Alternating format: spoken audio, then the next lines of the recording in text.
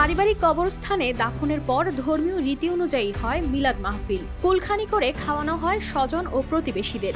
কিন্তু এর ৮ দিন পর বাড়িতে এসে হাজির হন দাফনকৃত নারী। এতে আত্মা হাজির হয়েছে বলে দাবি স্বজন ও প্রতিবেশীদের। আবার কারো কারো অবাস্তব দাবি যে কবর থেকেই উঠে এসেছেন মৃত ব্যক্তি। এ নিয়ে স্থানীয়দের মাঝে কিছুটা বিরাজ করছে আতঙ্ক। তখন আমি পুরো গা থরথরা কাঁপা শুরু হচ্ছে, কি কবর দিয়ে আসছে কালকে না পরশু দিন, কি বলো 4 দিনও করে ফেলছি, বিরান্ডিনের ফাঁকায় মিলাদ পড়াইছি। এখন বলো যে আবার রোকসানা উঠি, সবাই আতঙ্কের ভিতর কি ভূতের মতো কি আত্মা টাত্তা উঠি আসলো নি। কুমিল্লার 14 গ্রামে ঘটেছে এমন ঘটনা। দাফন করা ব্যক্তি রাজবল্লভপুর গ্রামের রোকসানা আক্তার। এ ঘটনায় রোকসানা নিজেও অবাক। তিনি জানতেন না যে তিনি মারা গেছেন এবং লাশ দাফনের পর কুলখানিও খাওয়া শেষ। ওনারা আমাকে দেখে আতঙ্কে আছে এবং কান্নাকাটি করতেছে আমি জিজ্ঞেস করতেছি কি সমস্যা, বলতেছে আপনি নাকি মারা গেছেন। আমি বলি আমি মারা গেলে আমি এখানে কিভাবে আসছি। গত 1 জুন বাড়ি থেকে বেরিয়ে নিখোঁজ হন তিনি। পরে গেল 17 জুন স্বজনরা খবর পান ফেনীতে এক নারীর লাশ পাওয়ার কথা। লাশটি রোকসানার বলে শনাক্তের পর পুলিশ স্বজনদের কাছে হস্তান্তর করেন। এরপর 18 জুন দাফন করা হয় পারিবারিক কবরস্থানে। আয়োজন করা হয় মিলাদ মাহফিল ও কুলখানির। তবে এর 8 দিন পর গত 26 জুন বাড়িতে হাজির হন রোকসানা। রোকসানার আইনছে হুনি বেগে আতঙ্কের মাঝে হয়েছে। আপনারা যেরকম বসে রয়েছেন আইসেন, এরকম এত গিয়েছে 60 ডেবল মানুষ জানাজার মাঝে এত 60 ডেবল মানুষ হয়েছে।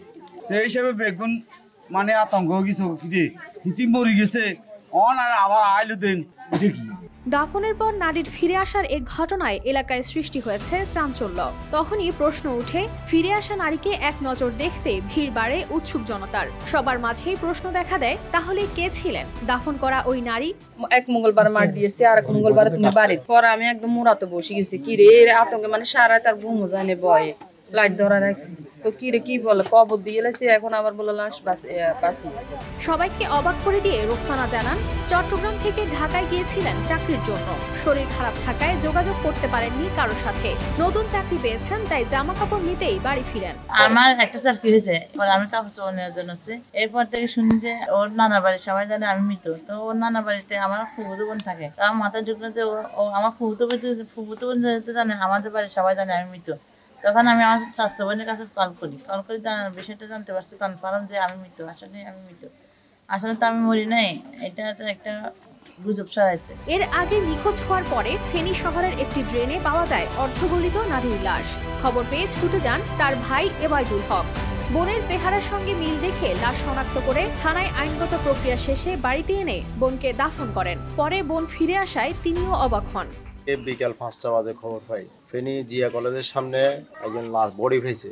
ওইটা দেখতে সে ওই রুসনার মতো। যখন এরা ফেসবুকে ছবি আপলোড করছে, তখন সবাই বাড়ির আত্মীয় স্বজন যারা বা পাড়াবসী যারা আছে সবাই বলে এটাই আপনার বই। মিসিং হয়ে যাতে আমরা এসআই পুতুলকে কাছে যাই। পুতুলের কথা যখন আপনার বোন, তখন আপনারা নিয়ে যেতে পারেন। রোকসানা ফিরে আসায় বিষয়টি নতুন করে তদন্ত করার কথা জানান ফেনী শহর পুলিশ ফাঁড়ির উপপরিদর্শক প্রতুল দাস। চাঞ্চল্যকর এ ঘটনায় প্রতিদিনই বাড়ছে উৎসুক জনতার ভিড়। সবার একই প্রশ্ন, কাকে দাফন করা হয়েছে, কি বা তার পরিচয়, মিলবে কি এমন প্রশ্নের উত্তর? News desk, RTV।